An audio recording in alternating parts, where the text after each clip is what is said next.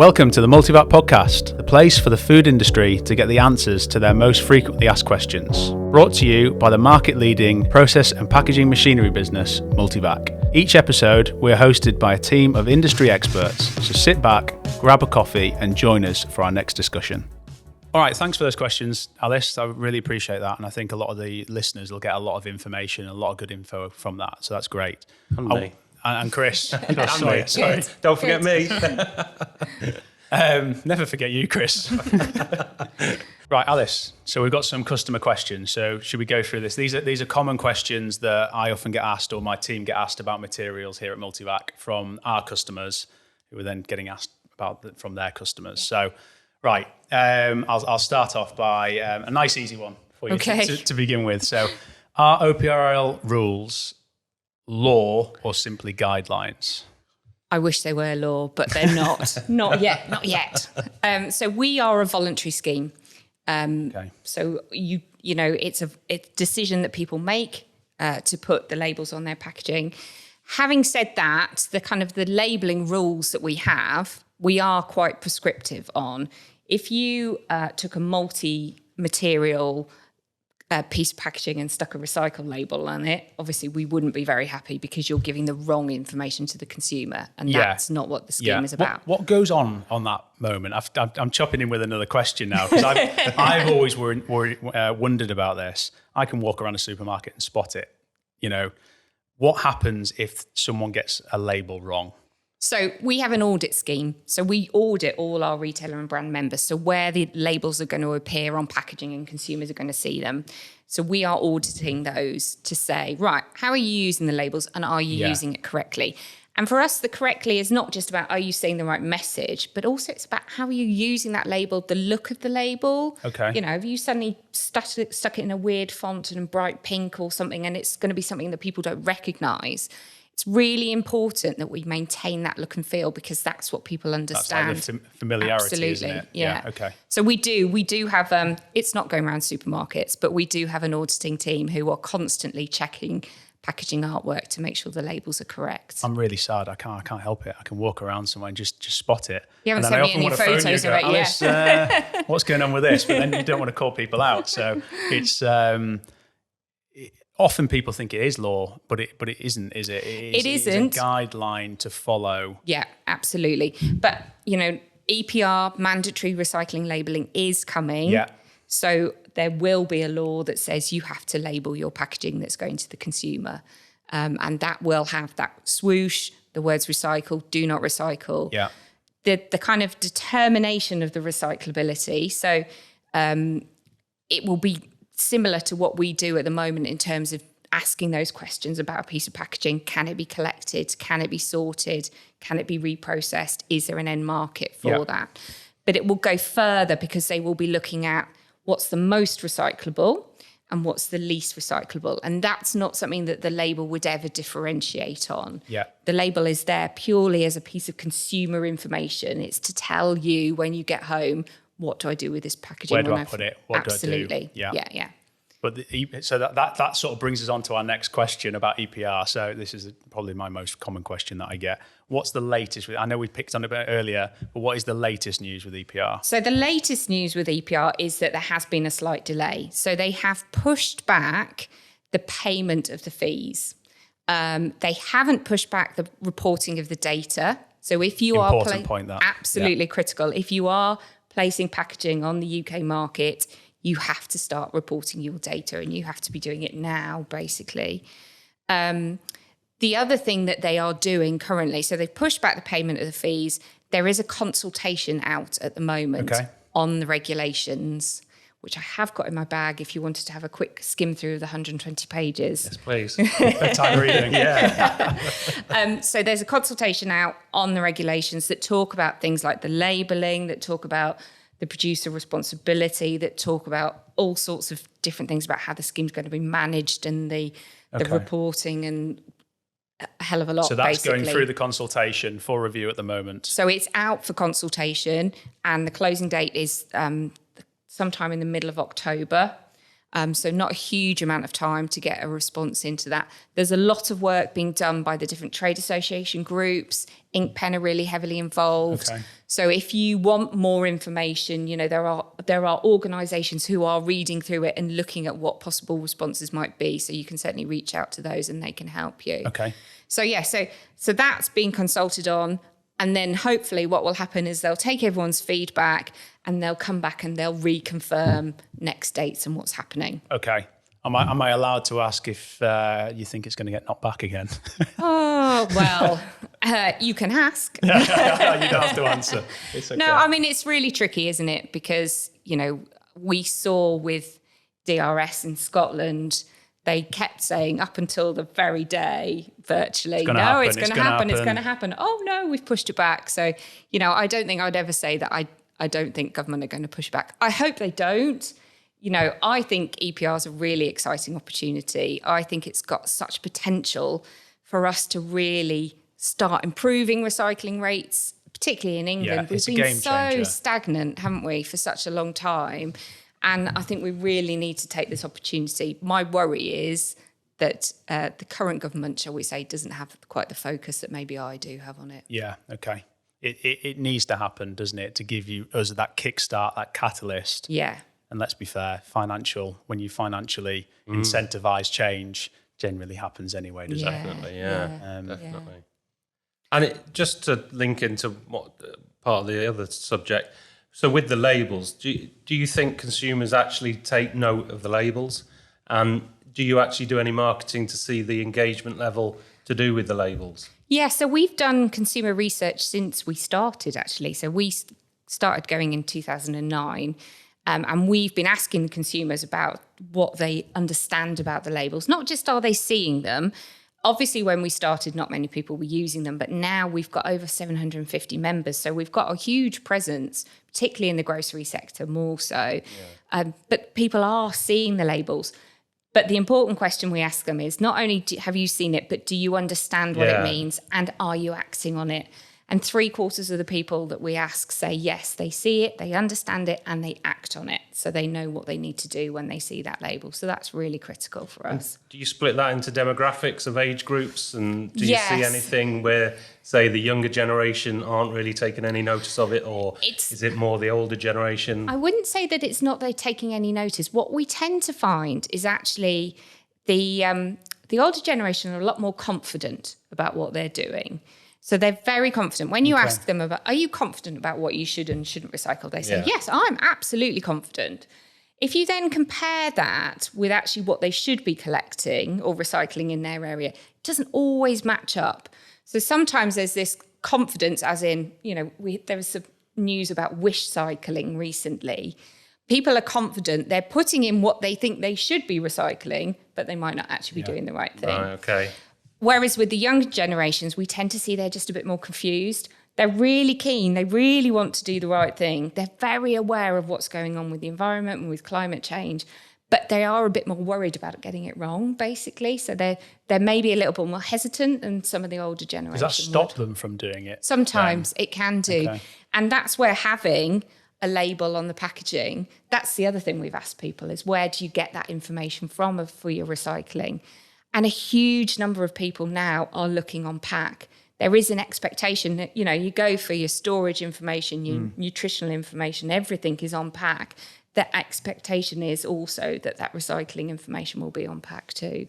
Okay. So those labels, they help, reduce that confusion, absolutely. I just find it with my children, it's just sheer laziness. They just put it in the bin. So I've got it drilled into my too. One bin. Yeah, I imagine in your household, Alice. That's everything, they ask the question. Yeah, about 15 separate bins just for everything. Poor kid's just sweating, just thinking about finishing his packet of crisps. Don't get it wrong. What's mum going to say? Yeah, absolutely. That engagement levels, a really important question because return to supermarket collection points been really useful, especially in our products. All flexible packaging now has a place to be recycled and then taken, recycled and sorted, which is huge. However, the engagement levels are not as high, are they? No. And I often get criticised, well, what's the point? Yeah. And it is really tricky. I mean, I've worked in recycling for many, many years now. And every time you ask someone to do something first, it can be a barrier. It can be something that puts people off. But the reason why we've got this return to store route is because it's a stopgap, really. It's kind of like a stepping stone while we wait for the household recycling of films to come in. So it's given us this opportunity to get these films collected and get the films recycled. And I know that retailers are doing a huge amount to push the collections. You know, I've seen adverts on the telly for them. And people like Recycle Now and the UK Plastics Pact, they're doing a lot of campaigns as well.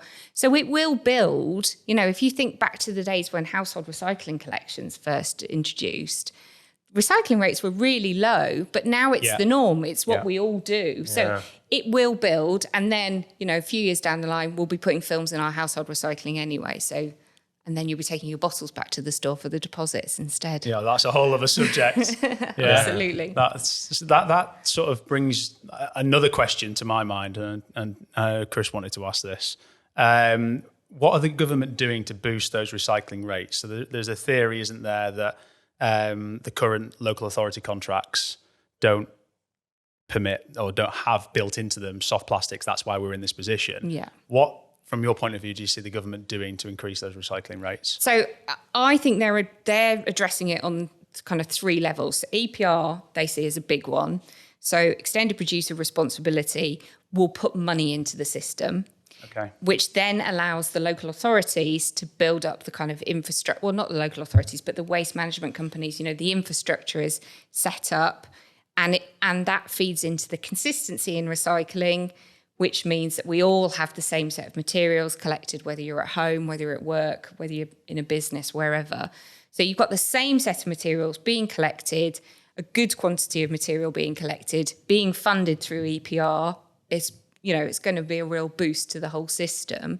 And then on top of that, which is not quite the way I would have done it, to be honest, they're introducing deposit return schemes as well. So that's focusing obviously primarily on drinks containers, and making sure that the value is recovered for those.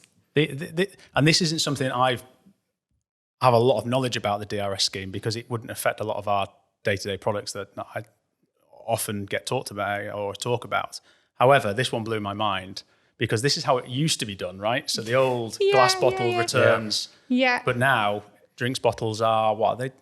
10p, 20p or something like that? It will be 20p, I think, is the starting. Well, provisionally, is the starting rate. But then you think about, you know, when the Corona man used to come round, we didn't have recycling at home. You had a bottle bank maybe down at Sainsbury's. I think the first bottle bank came in 1977 or something. So we had the metal bin and the Corona man and your milk bottles that went out on the step. Yeah. You know, that was for the milkman to collect again, wasn't it? Reused. So that was the recycling that we had. Yeah. Now we have a system at home where we are already putting loads of material in to be recycled, and we're adding in an extra one as well, which could, I think, lead to some complications. Yeah, well, that's a whole new debate, isn't it? Yeah, absolutely. Yeah, it is. I'm trying to read these ones because I've got a couple more. What is the government doing to boost the recycling rates in the UK? So those three bits of legislation: extended producer responsibility, consistency in recycling, and the deposit return scheme. Those are the three things that they see are going to be fundamental in improving. And also, you've got to remember, or you don't have to remember, but recycling rates are recorded by nation. So actually, when you look at people like Wales, for example, their recycling rate is kind of mid 60%. They are doing way better than England and Scotland and Northern Ireland. So there's work that they've done there that has meant that they've kind of jumped ahead already. England has very much been static and it's just staying around the same level. Where are the England levels? Wales is 60%. We're about 44, I think. 44, and then Scotland... I don't know.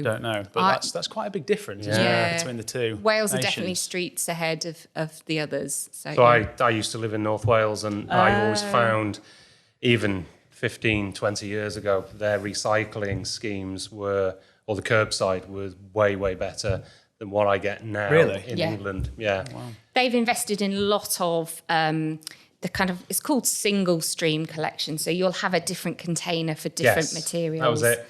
And they had food waste as well. And you'll have a food waste collection. So it was very much more expansive than it is in England. So more bins, Yes. but more clear on what goes in what. Yeah. Yeah, so I had a cardboard bin, a plastics bin, a general, and then food waste as well. And the benefit of doing it that way is that if you're keeping your cardboard separate from everything else, you won't get baked beans on it. You won't get yogurt splatters. Yeah. You've got a really good quality of material that you're collecting. So my poor family, we went on holiday to Tenby last week, and it was recycling day when we were there. And I was there with them. I was like, come on, let's read what the bags say. What are we putting where? I was so excited about it. Wow. I know. It's the little planned things. it, didn't you, that day? Well, living the dream. That's What what do you it's want to all be about. when you grow up? Brilliant. I've got a bit more of a technical question. Okay. So mono polyesters, so mono-based webs, trays. Chris, if you hold one up, and what I'm talking about, mono tray. Okay, so mince packs, meat packs, these sort of things. Big push to go to mono, get a green label on it, nice and easy. But there's certain products that we know struggle to move away from that sealing layer PE. Yeah.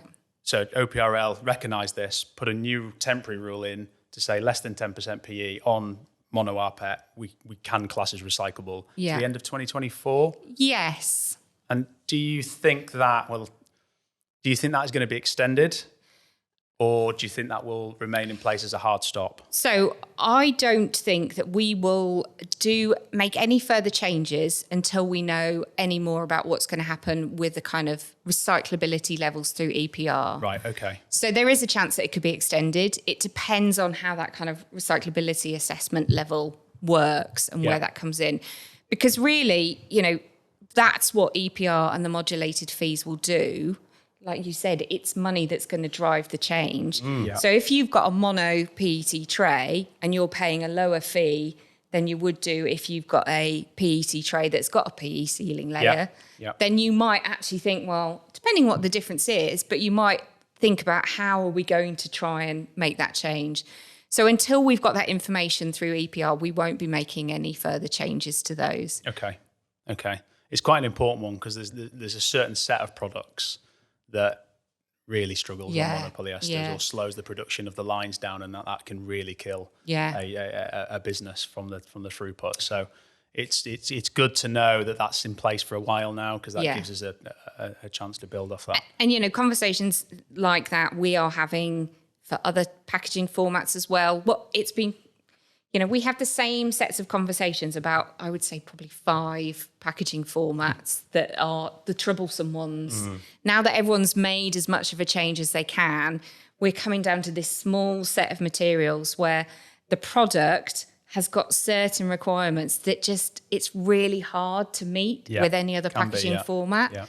And people are trying and they're working really hard, but let's face it, what with COVID and then with everything that's going on financially at the moment, it's not an ideal time, really. It hasn't been great, has it, to kind of not to get the innovation and the time on lines and the testing that's needed to push this. It's not just a packaging change, it's a whole production change. Yeah. It's a massive process. Yeah. So that brings me on to a final question quite neatly, is should our customers be designing for the current set of guidelines? Because we know it's an ever-changing process, especially on flexibles and mono rigid trays and things, or should they be focusing on what potentially could be in the future? That's a really good question. That's probably quite a tricky one to answer, isn't it? I mean, quite finished with it. Yeah, well done. I mean, I guess the way things are going is that, and particularly with the modulated fees that comes in, you will pay a lower fee if you've got a more recyclable material. And so that's where the monos come in, obviously, where if you can reduce your barrier layers, I know it's not always easy, that's what's going to improve the recyclability, and so therefore bringing the fee down. So I guess if it was me, I would be trying to look for those kind of what's coming in the future, but being mindful that that's not always possible at the moment, and there will be, a way to accommodate that. It just might have a bit of a financial difference to start with. So the main message is push for mono as much as possible. Look at the guidelines, see where you think you can get into mono with a backup plan.